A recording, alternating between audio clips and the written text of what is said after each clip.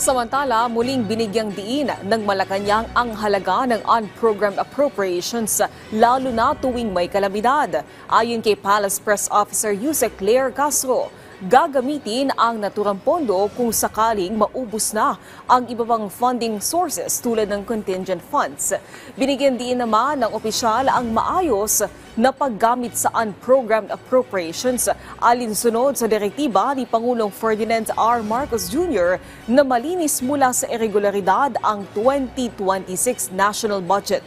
Sinabi naman ni Finance Secretary Ralph Recto na hindi ito dapat malaki para hindi maabuso at kinakailangan na naka-line item.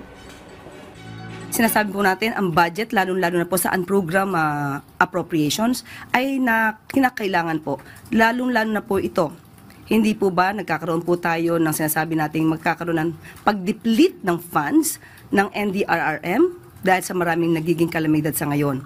Sa ngayon po, kapag ka po na-deplete yan at naubos na po ang contingent funds, dyan po naman kukuha sa unprogrammed appropriations. Dalawa siguro pwede.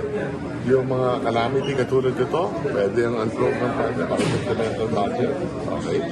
Bigyan mo ng discretion ng Pangulo. Pangalawa, yung foreign assistance project.